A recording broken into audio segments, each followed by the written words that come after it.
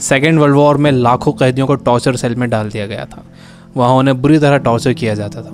उन्हें वहाँ फिजिकल और इमोशनल दोनों तरह से टॉर्चर से गुजरना पड़ता था। उन्हें अकेलेपन से भी गुजरना पड़ता था। कैदियों के सामने उनके दोस्तों की मौत हो जाया करती थी। उन्हें अपने दोस्तों और रिश्तेदारों को मरता हुआ देखना पड़ता था। ऐसे में कैदियों को ये लगने लगा था कि उनका भी मरना अब पक्का है। ये सब देखकर कैदी इमोशनली बहुत डिस्टर्ब हो जाते थे, बर्दाश्त नहीं कर पाते थे और वो सदमे से ही मर जाते थे। सेकेंड वर्ल्ड वॉर में कैदियों को रखने के लिए कई कैंप्स बनाए गए थे। उन्हीं कैंप्स में से एक कैंप में बंद थे psychologist doctor Victor Frankl. Victor उन कैंप्स में 3 साल तक रहे। उन कैंप्स में उन्होंने जो भी देखा, जो भी एक्सपीरियंस किया, जो भी टॉर्चर सहे, किसी को मालूम नहीं था कि वो इसके बारे में एक किताब लिख देंगे। उस किताब की करोड़ों कॉपीज़ बिक जाएंगी और कई भाषाओं में वो किताब ट्रांसलेट हो जाएगी। उन्होंने किताब लिखी जिसका नाम था मैन सर्च फॉर मीनिंग। अभी जो कोरोना क्राइसिस चल रही है, आप घरों में बंद हो, बोर हो रहे हो, अच्छा नहीं लग रहा है, तकलीफ़ हो रही है, तो आप अपनी इस तकलीफ़ को ज़रा इन टॉर्चर सेल्स के फ़ोटोज़ से एक बार कंपेयर ज़रूर करना। इससे मुझे पक्का यकीन है कि आपको अंदाज़ा हो जाएगा कि हमारी तकलीफ़ इन टॉर्चर सेल्स की तकलीफ़ के मुकाबले कुछ भी नहीं है।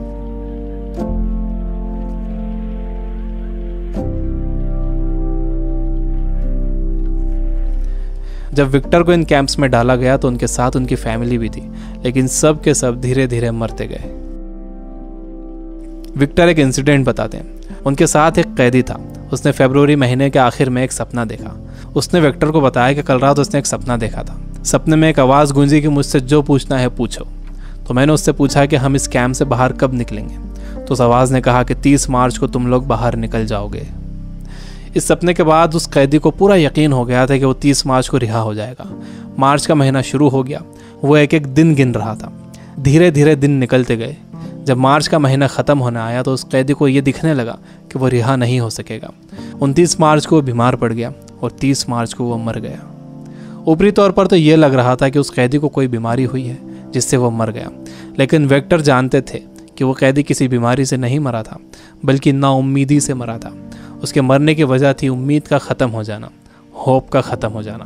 Biggest lesson of this book, इंसान को तकलीफ़ें नहीं मारती हैं, इंसान को धोखा नहीं मारता है, इंसान को चैलेंजेस नहीं मारते हैं, इंसान को नाउम्मीदी मार देती है। जिस इंसान के अंदर आने वाले कल की कोई उम्मीद नहीं होती, कोई ख्वाब नहीं होता, वो इंसान भी नहीं रहता।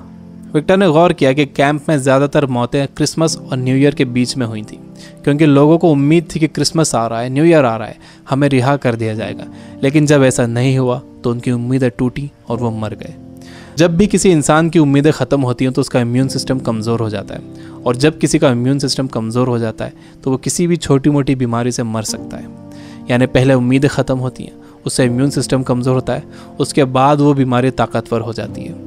दूसरी चीज़ विक्टर ये बताते हैं कि आपके पास ज़िंदा रहने के लिए एक बड़ा सपना होना चाहिए, एक लॉन्ग टर्म गोल होना चाहिए। जिसके पास आने वाले कल के लिए बहुत बड़ा ख्वाब है, उसके लिए आज की तकलीफ़ें, आज की प्रॉब्लम्स बहुत छोटी होती हैं। जब किसी का बिलीफ बड़ा होता है, किसी का कॉन्फिडेंस बड़ा होता है, किसी का सपना बड़ा होता है, किसी का कमिटमेंट बड़ा होता है, तो उसके सामने आने वाली क्राइसिस, प्रॉब्लम्स, तकलीफ़ें सब छोटी हो जाती हैं। हम कोरोना वायरस की क्राइसिस से घर में रहकर मुकाबला कर सकते हैं। आपको अपनी सुरक्षा करना है, लेकिन इससे घबराना नहीं है। आपको अपनी उम्मीद को ख़त्म नहीं होने देना है। विक्टर कहते हैं कि जब कोई प्रॉब्लम या बीमारी आती है तो आपकी बॉडी कमज़ोर पड़ जाती है, लेकिन आपका माइंड बहुत पावरफुल है। आपको इसे कमज़ोर नहीं पड़ने देना है। आप रोज़ टीवी देख रहे हो, आप बुरी न्यूज़ सुन रहे हो कि इतने मरे, इतने बचे, इतने सीरियस, यह आपको मेंटली वीक बना देगा। आप मेंटली वीक हो जाओगे तो आपका इम्यून सिस्टम भी कमज़ोर हो जाएगा, जिससे आपका बीमार होने का ख़तरा बढ़ जाएगा। विक्टर कहते हैं कि वो 3 साल इन कैंप्स में इसलिए ज़िंदा रह पाए क्योंकि उनके पास कल के लिए बड़े सपने थे, विल पावर थी, उन्हें एक किताब लिखना थी। तो वो सारी प्रॉब्लम्स, सारी तकलीफ़ें उनके सपनों और इरादों के आगे छोटी पड़ गईं और वो इन सब से बाहर निकल गए। तीसरी चीज़ जो विक्टर ने ऑब्जर्व की थी वो ये कि जब इंसान के सामने कोई प्रॉब्लम आती है तो वो उसे कैसा मीनिंग देता है। वो उसे पॉजिटिव मीनिंग देता है या नेगेटिव मीनिंग देता है। जैसा भी आप उसे मीनिंग देते हो, ये मीनिंग ही उस प्रॉब्लम को आपके लिए मुश्किल या आसान बनाता है। आपका मीनिंग उस प्रॉब्लम को या तो और बढ़ा देगा या उसे ख़त्म कर देगा। फॉर एग्जाम्पल, आप कहीं जाने के लिए घर से बाहर निकलते हो और आप देखते हो कि आपकी गाड़ी का टायर पंचर है। अब आपको बहुत गुस्सा आ जाता है। आपको लगता है कि क्या इसे अभी पंचर होना था, या आप ही के साथ क्यों हुआ, पूरा मूड ख़राब हो गया। आपने इसे दे दिया नेगेटिव मीनिंग। आपके पास एक और ऑप्शन था। आप सोच सकते थे कि हो सकता है कुदरत आपको वहाँ जाने से रोक रही हो सकता है कि आप किसी बड़े एक्सीडेंट से बच गए हों इसकी वजह से। अगर तेज़ स्पीड में गाड़ी का टायर पंचर हो जाता तो एक्सीडेंट हो सकता था। अच्छा हुआ कि निकलने से पहले ही आपको टायर पंचर मिला। यह है पॉजिटिव मीनिंग। इंसान यूजुअली नेगेटिव ही सोचता है और इस नेगेटिव सोचने की वजह से हम हर चीज़ का नेगेटिव साइड ही देखते हैं, उसका पॉजिटिव साइड नहीं देखते। जैसे कोरोना क्राइसिस में जितना टाइम आपने फैमिली को दिया है, क्या आपने कभी पहले इतना टाइम दिया है? मेरे कुछ दोस्त जो किताबों से बिल्कुल दूर थे, उन्होंने बुक्स पढ़ना शुरू कर दिए। वो रीडिंग हैबिट बना रहे हैं। अगर कोरोना क्राइसिस ना होता तो क्या ऐसा होता था? जितना मैं इन दिनों पढ़ रहा हूँ, पहले इतना कभी नहीं पढ़ता था। जितनी सफाई लोगों ने रखनी शुरू कर दी है, पहले कभी नहीं रखते थे। बार बार हाथ धो रहे हैं, अच्छी तरह हाथ धो रहे हैं, सोशल डिस्टेंस मेंटेन कर रहे हैं। किसी लाइन में लगे हुए हैं तो दूर दूर खड़े हो रहे हैं। आसमान साफ नज़र आ रहा है, हवा साफ हो गई है, समंदर का पानी साफ हो गया है। ऐसा लग रहा है कि नेचर ने जैसे रीसेट बटन दबा दिया। हमें ये पॉजिटिव साइड्स भी सोचना चाहिए। जब तक आपके पास नेगेटिव मीनिंग है, आप उस क्राइसिस से डील नहीं कर सकते। हर प्रॉब्लम उसके साथ एक इक्वल अपॉर्चुनिटी भी लेकर आती है। दुनिया जब से बनी है तब से अब तक उसमें प्रॉब्लम्स ही प्रॉब्लम्स है। अगर ये प्रॉब्लम्स नहीं होती तो हम यहाँ तक ग्रो नहीं कर पाते। सबसे लास्ट में विक्टर कहते हैं कि आपसे सब कुछ छीना जा सकता है, आपकी धन दौलत, घर, गाड़ी, बीवी, बच्चे, माँ बाप, दोस्त, सेहत, लेकिन एक चीज़ नहीं छीनी जा सकती, वो है आपकी पावर ऑफ डिसीजन।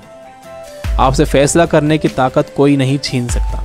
अगर आप सिचुएशन से घबराकर फैसला करते हो तो वो सिचुएशन आप पर हावी हो जाएगी, लेकिन अगर आप सिचुएशन के हिसाब से खुद को बेहतर बनाते हो और डिसीजन खुद लेते हो तो आपकी ज़िंदगी बदल जाएगी। दुनिया में इससे पहले भी कई बीमारियां आई हैं जिससे करोड़ों लोगों की मौत हुई है। उसकी वजह ये थी कि लोग अवेयर नहीं थे, उनके पास इन्फॉर्मेशन नहीं थी, इन्फॉर्मेशन लेट पहुंचती थी, बीमारी से डील करने के साधन नहीं थे। लेकिन आज का वक्त सबसे अच्छा वक्त है। हमारे पास इन्फॉर्मेशन बहुत तेज़ी से पहुंचती है, हमारे पास साधन है। मुझे पूरा यकीन है कि आगे और भी अच्छा वक्त आने वाला है और मैं आपको उम्मीद दिलाता हूँ कि आगे सच में बहुत अच्छा वक्त आने वाला है। You guys are amazing.